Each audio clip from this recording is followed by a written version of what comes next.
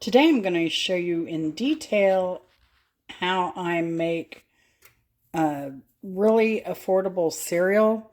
This will make over 2 pounds of cereal.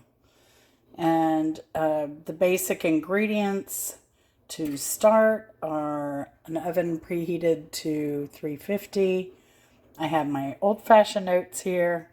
My homemade vanilla extract. You can use any vanilla extract.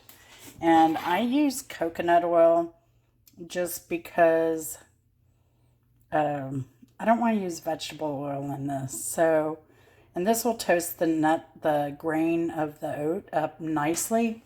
And then you can see Chris is almost done with this, but this will fill this up quite a bit. So, yeah, so let's get started here. So I have a very thin layer of oats down, and then what I do is I just spray it just a little bit on the top, and then I will continue layering that. And I'll let you listen because you can hear like these oats compared to when I get them really going. The sound changes. That's kind of how I know they're totally toasted. So we'll come back once I've layered all this together. All right, so all 2 pounds of the oats are in here. Now it's not important that all of them are covered, but you can hear the sounds kind of flat. Once it gets toasted, that sound will change. And I'll put this in the oven at 350. For 15 minutes. I'll take it out, I'll stir it up, and then I will put it back in the oven for another 15-minute increment, stir it up, and usually about the third time in the oven, so 45 minutes later, it's usually toasted nicely. We're going to put and excuse the washer in the background. I'm just going to pour a little bit of this vanilla on here and then stir that around. Now you can make granola, but it requires a lot more oil and a lot more sweetener. So this I put in dried fruits. You can put in cranberries or blueberries, whatever you like. Apricots. Sometimes I'll cut up dried apricots, and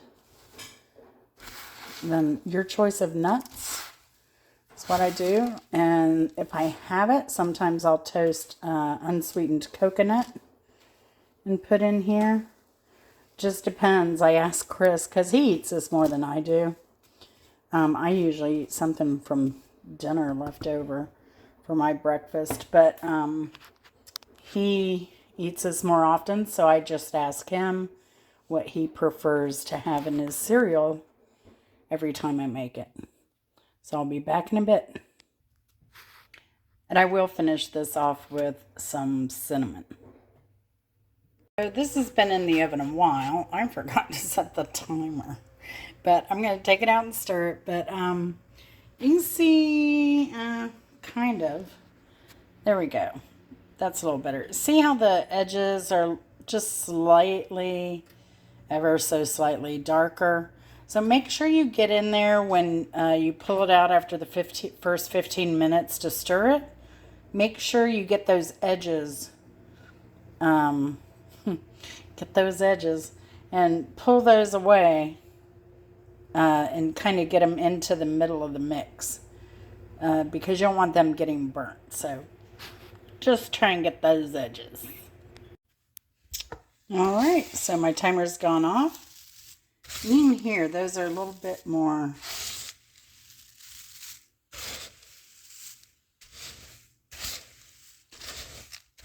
it sounds good. So it's about 45 minutes, three intervals. Now, at this point, what I like to do is give it another stir around the edges. God, take care Throw those eggs. And I'm going to put some, I'm going to turn the oven off first. And I'm going to sprinkle some the walnuts on here today. And I like to put these back in the oven to toast up. Brings out the flavorful oils.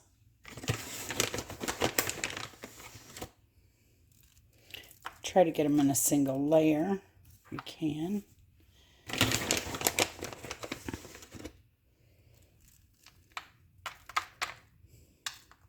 Of course, nuts and fruit and whatever you put in, it's all optional from here.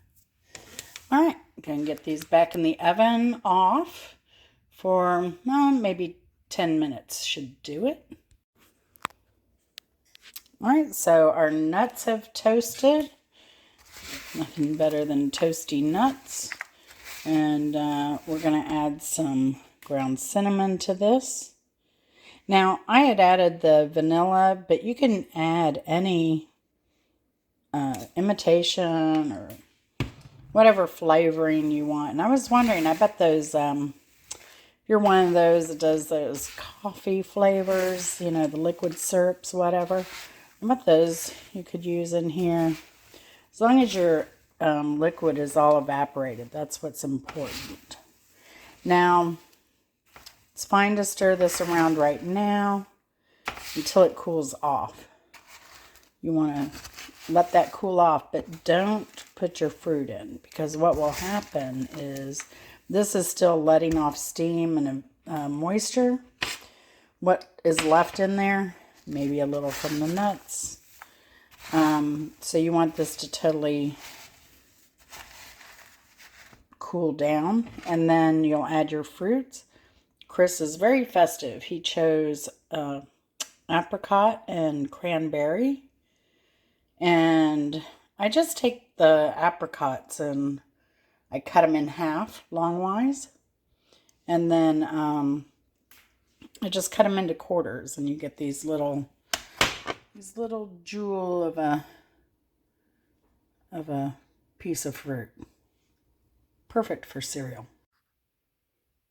Here's a look at the final product. You can see there's a nice disbursement of nuts and the cranberries and there's a little bit clustering here. But I just shake it kind of well and make sure that it looks like there's going to be a little bit of fruit in every bite or some nut, and we kind of got it here. So that is how I do my cereal. Y'all have a good one.